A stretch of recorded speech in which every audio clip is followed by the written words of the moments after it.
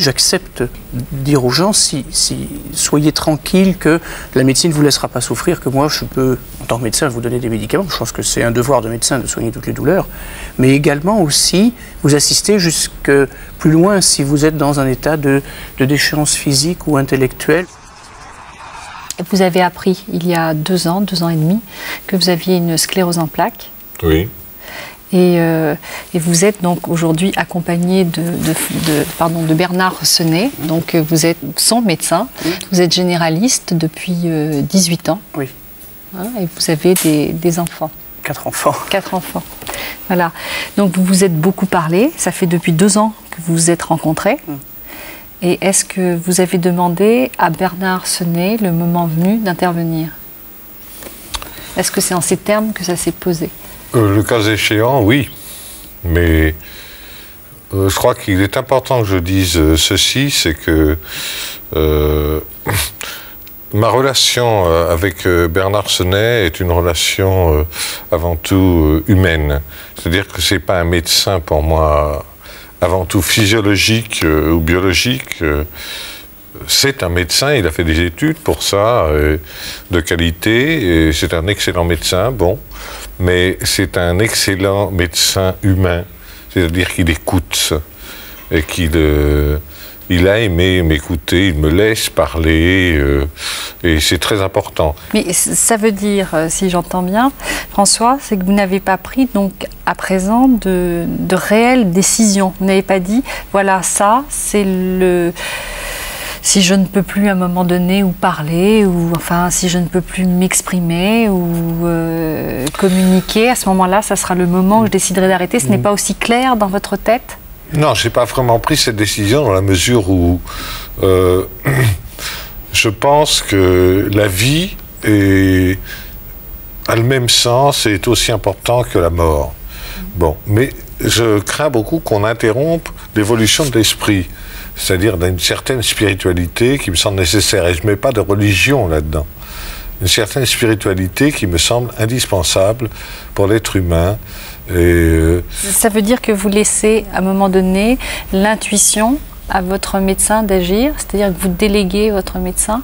Complètement, parce qu'il y a une notion de confiance. Je reviens là-dessus. Bernard Senet, c'est mon médecin physiologiquement, etc. Mais c'est un être en qui j'ai confiance. Et il est fondamental pour quoi que je fasse, notamment médicalement, que j'ai confiance. Et c'est mon cas dans Bernard Senet. Et il le sait, et de ça, c'est vrai qu'on en a parlé plusieurs fois. Et le cas échéant, c'est à lui d'agir. C'est une lourde responsabilité, ça, Bernard. La façon dont François l'énonce. Mais je pense que ça correspond aussi à il y a un travail de discussion qui est en cours, qui a lieu. En fait, on peut pas dire que les gens prennent leurs décisions. Ce que je veux dire, ce qui est important, je pense, dans ces maladies graves, c'est que la révélation de la vérité de la maladie, c'est la première chose auquel les médecins sont confrontés. Et on n'est pas du tout dans un pays où la vérité est dite aux malades. C'est vrai que cette révélation doit se faire progressivement, mais c'est elle qui permet après la discussion sur le pronostic et la volonté du malade, et chaque malade est respectable dans sa propre volonté. Je crois que les médecins n'ont pas à dire qu'ils prennent une responsabilité pour leurs malades. Je crois qu'il faut qu'ils puissent être avec eux tout au long de la maladie et réviser des décisions que prennent les malades, réviser des testaments de vie pour des gens qui en ont fait. C'est ça qui est important, c'est d'être à l'écoute de la personne, mais savoir aussi, effectivement, peut-être quelquefois, arrêter quand on a eu la délégation de le faire. Ce qui a été formidable, c'est qu'il m'a dit la vérité. La vérité, c'est-à-dire en tout, avec cette maladie. Bon, à l'hôpital où on m'a annoncé ça, on m'a jeté le terme de sclérose en plaques, mais pratiquement, il fallait aller chercher dans le dictionnaire en sortant ce que ça voulait dire. C'est lui qui a été chargé de m'expliquer plus ou moins ce que c'était. Et après, une autre fois, je suis revenu le voir et on a parlé de cette alternative, maintenant je me souviens, éventuelle. Le fait que les médecins ne puissent pas être dépositaires de ça par déontologie officielle fait qu'ils hésitent encore peut-être plus à en parler, qu'ils hésitent à aborder le sujet de la vérité, parce qu'ils savent que s'ils disent la vérité, les gens vont leur poser après le problème de leur pronostic et le problème de de leur devenir, et à ce moment-là, est-ce que vous ferez quelque chose pour moi, docteur, dans ce cas-là, quand j'y serai? Donc cette difficulté de dire la vérité vient aussi du fait qu'on ne pourra pas répondre à la question d'après, enfin, à une des questions primordiales qui sera posée après. Dans ce que vous dites, ce qui est essentiel, c'est de le poser pour après, justement, que ça soit oublié, et après se battre contre la maladie, puisqu'un médecin est là pour soigner et faire vivre. En gros, c'est ce que vous dites. Le médecin est là pour assister le malade dans son combat pour sa vie à lui. Et sa vie à lui, ça peut aussi être dans sa vie, quelquefois, le désir qu'elle n'aille pas plus loin parce qu'elle est plus tolérable pour lui. Et moi, ce dont je me souviens, mais je peux mal me souvenir, c'est que quand vous avez dit que vous seriez à un moment en perte complète de capacité de création artistique, enfin, dans ce qu'il fait lui, à ce moment-là, effectivement, la vie perdrait pour lui tout intérêt, puisqu'il ne pourrait plus créer, il ne pourrait plus échanger. Je me souviens très bien de cette discussion. Et on avait parlé longuement de la sculpture, de l'adaptation de la machine pour écrire avec un traitement de texte. Et c'est à ce moment-là qu'on est arrivé jusqu'à cette discussion non pas de la mort, mais de la sclérose en plaques complètement invalidante. Et à partir de là, qu'est-ce que vous vous êtes dit? À partir donc de cette évolution de maladie, qu'est-ce que vous vous êtes dit à un moment donné? Qu'est-ce que vous avez compris, vous, Bernard? Moi, ce que j'ai compris, c'est qu'il ne voulait pas continuer à survivre comme disent toujours les gens. Je ne veux pas être un légume, je ne veux pas être une charge, ce que vous avez dit tout à l'heure. C'est-à-dire, je ne veux pas être pour les gens qui m'entourent une charge, un fardeau, quelqu'un qui n'a plus aucune utilité, ce que vous utilisez souvent comme vocabulaire. Et à ce moment-là, comme tous les gens, il arrive un diagnostic très violent comme ça, ils sont pris sous le coup, et si je suis paralysé dans 2 mois, et si je suis cachectique dans 1 an, ou dans 6 mois, enfin, tout de suite la peur arrive, et je crois que c'est à ce moment-là. Alors peut-être qu'il y a un non-dit bien exprimé de ma part, c'est-à-dire que à ce moment-là, moi j'accepte d'emblée dire aux gens, soyez tranquilles, que la médecine ne vous laissera pas souffrir, que moi je peux, en tant que médecin, vous donner des médicaments. Je pense que c'est un devoir de médecin de soigner toutes les douleurs, mais également aussi vous assister jusque plus loin si vous êtes dans un état de déchéance physique ou intellectuelle, pour lui créative, enfin, artistique, mais bon, c'est différent pour chacun, justement. C'est le cheminement individuel entre un médecin et un malade qui sont des cheminements à chaque fois différents. Mais c'est vrai que le fait de mettre le contrat en place, si je puis dire, ou pas le contrat, mais d'avoir un accord, évacue souvent l'angoisse de l'avenir lointain de la maladie et permet de se mettre à se bagarrer quotidiennement. Moi, avec Bernard Senet,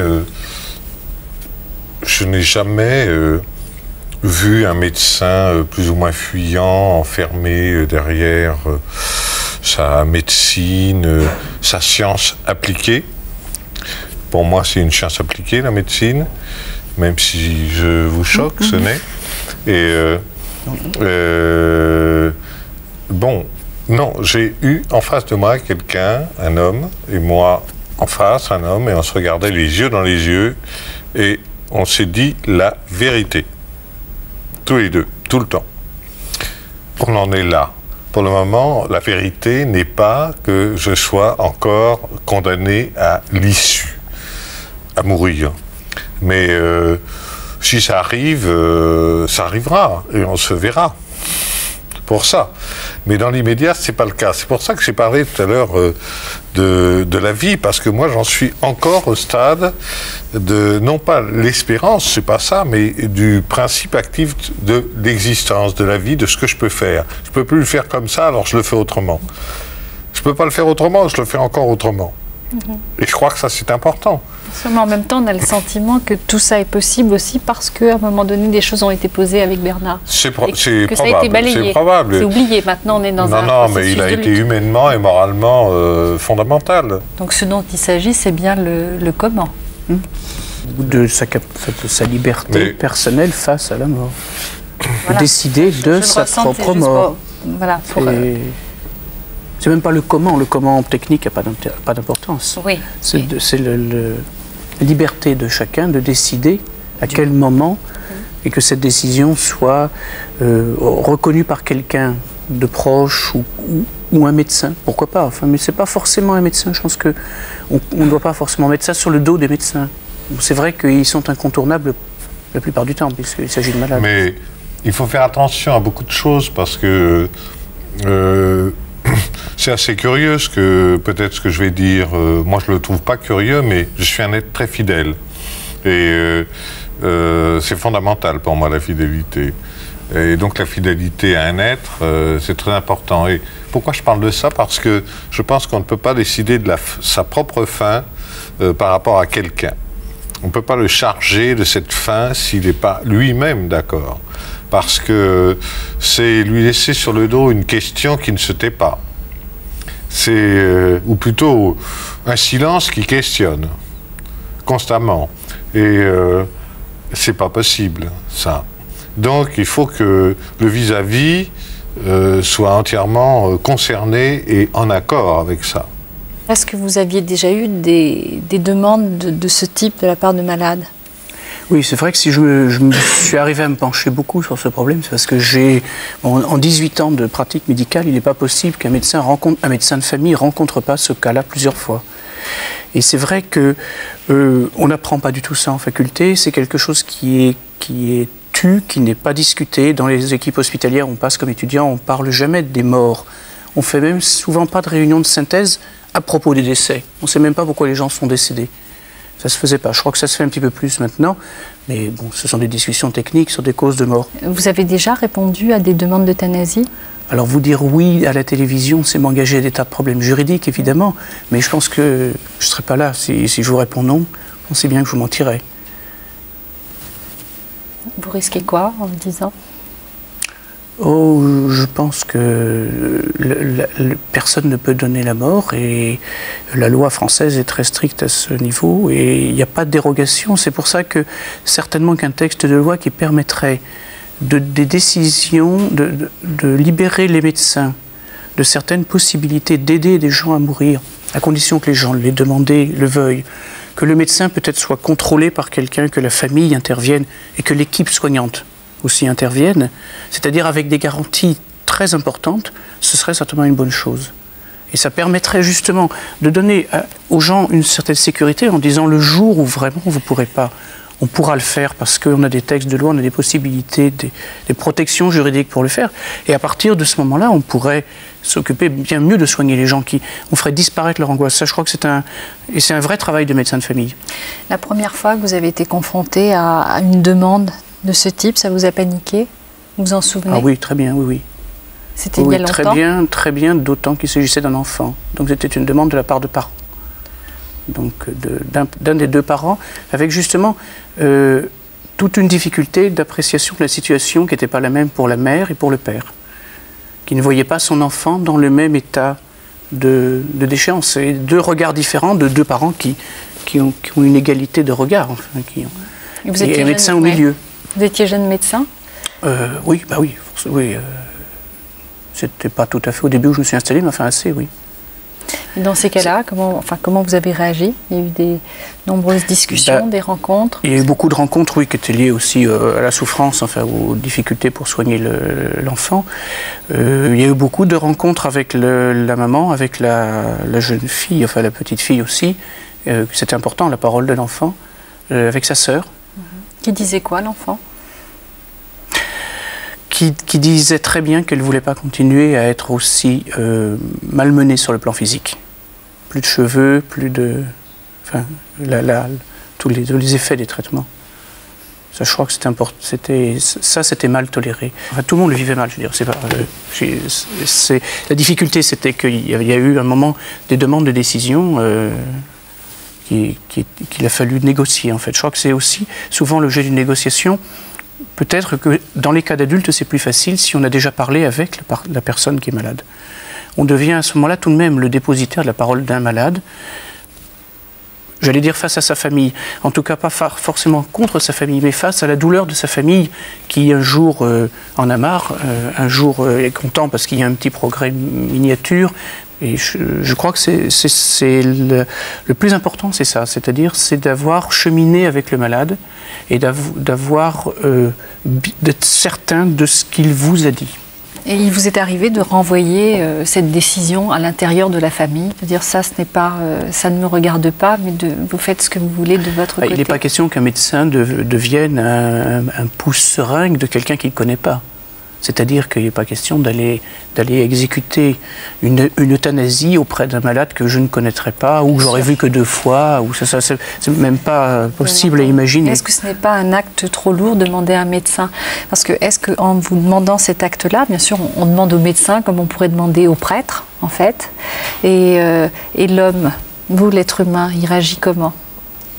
Est-ce que vous arrivez à séparer les deux choses, ou est-ce que, en fin de compte, vous en prenez plein la tête et c'est quand on est médecin, la première fonction qu'on a, c'est de reconnaître l'être humain qu'on a devant soi, avant de reconnaître un malade ou une maladie. Donc on a un être humain, et si cet être humain a fait une demande nette, soit d'euthanasie, soit de situation d'intolérance pour lui, de ce que pourrait être sa déchéance personnelle, si on a réussi à ce que les choses soient clairement... Bon, l'écriture, par exemple, d'un testament de vie, c'est-à-dire les gens qui viennent en disant qu'ils sont en bonne santé, ou qui pensent qu'il peut leur arriver un pépin parce qu'on est en train de commencer à les fouiller un peu sur le plan médical, qui viennent en disant je veux pas, hein, ça, mon père est mort comme ça, je veux pas comme lui. Et à ce moment-là, on dit, on discute et on écrit ce que vous ne voulez pas. Et puis, il y a des tas de gens qui vous demandent de les soigner jusqu'au bout et il faut tout faire pour moi. Bon, bien sûr que ça aussi, il faut le respecter. Si l'un des membres de votre famille vous demande d'accomplir cet acte, votre femme, vos enfants, est-ce que c'est possible pour vous? C'est possible, mais c'est tellement douloureux que ce sera certainement très difficile. Et que j'aurais assumé 2 rôles, c'est-à-dire le rôle du médecin qui décide qu'effectivement c'est une situation sans issue, parce qu'il n'est pas question d'intervenir sur des gens qui ont des issues possibles. Et là, je pense que je mettrai en doute mon diagnostic. Je me référerai à d'autres pour être certain que vraiment il n'y a plus rien à faire.